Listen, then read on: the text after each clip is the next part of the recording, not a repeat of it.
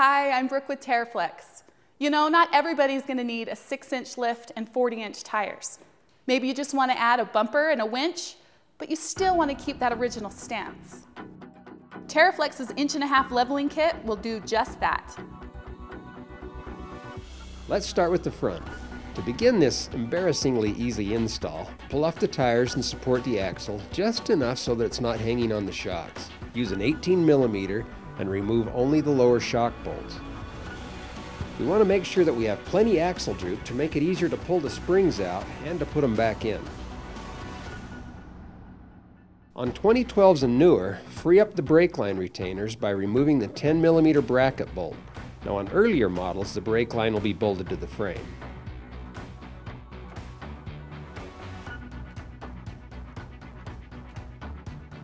Look for and pop loose any droop restricting wiring harness retainers so that the wiring won't be damaged when we lower the axle.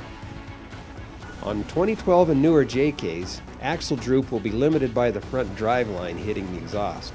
Remove the 4 15mm drive line flange bolts and support or tie the drive line up to prevent boot and joint damage. Next up, completely remove the front sway bar link. Use an 18mm on the bottom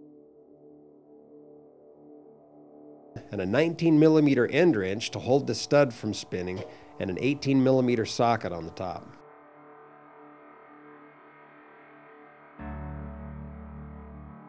Remove the track bar bolt using a 21mm. Now the nut's captured, so you won't need to hold that.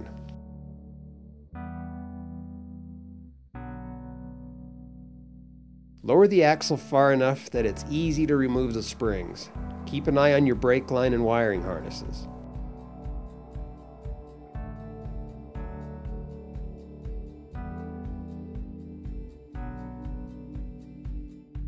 Pop out the spring isolators.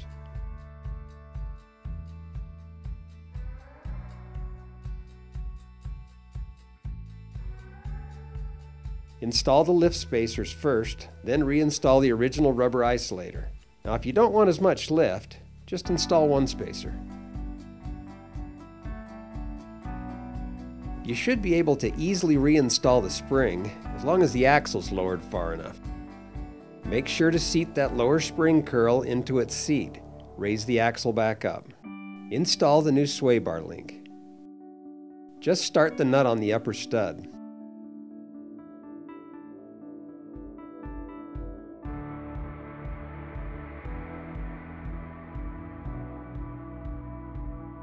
The lower part of the link has a separate sleeve that will be installed if no sway bar pin is used.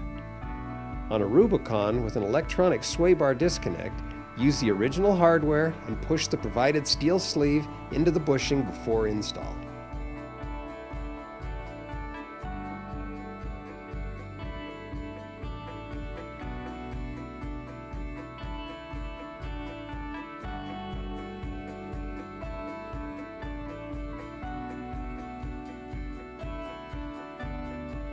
Tighten both upper and lower bolts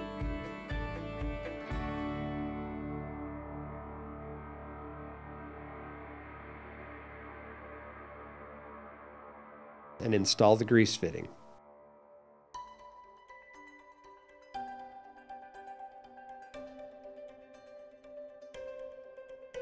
Reinstall the brake line bracket before you install that lower shock bolt. It'll make life a lot easier.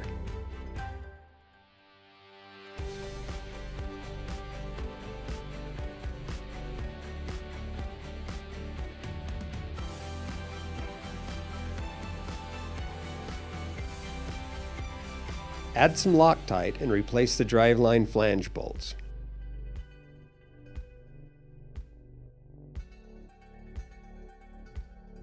If the axle is raised high enough, the track bar bolt will really be an easy install, but if it fights you, it can be installed later when the Jeep is sitting on the ground. Be sure to reconnect all the harness retainers. On the rear, we will again start by supporting the axles, just enough so you can easily remove the track bar and shock bolts. On the track bar bolt, we'll use a 21mm, and that 18mm will be used again on the shocks.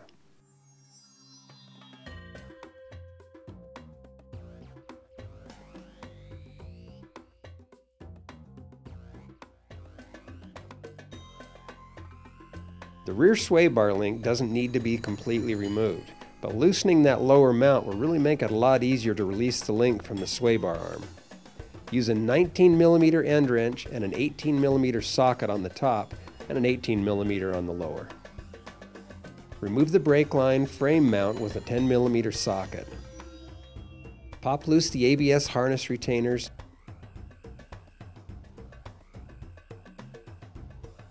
and breather tube. Use a 10mm deep socket and remove the park brake cable hanger. Lower the axle far enough to easily remove the springs.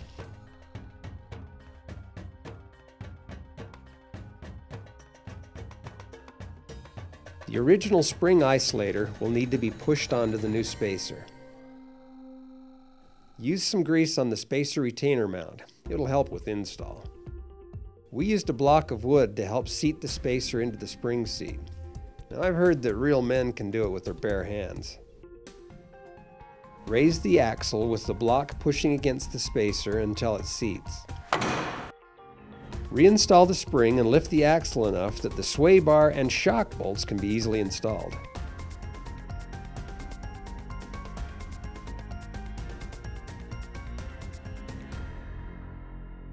Tighten the shock and link bolts.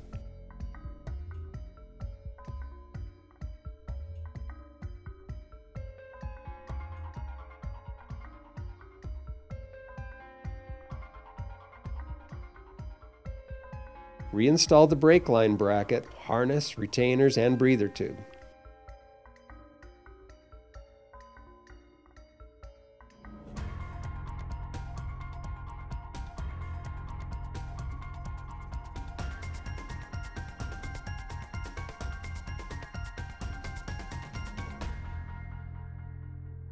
We lowered the Jeep to the ground to install the track bar bolt. It's really an easy install on the ground.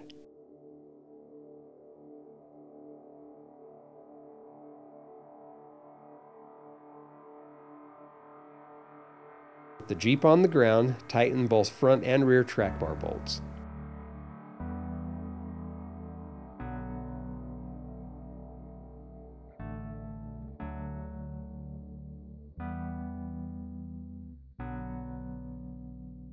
Use a 15mm and loosen the drag link adjusting sleeve up by the steering gear. Turn the sleeve as needed to straighten the steering wheel. The 1.5-inch leveling kit will allow for a tire size increase of up to a 33, but the increase in self-esteem will be immeasurable.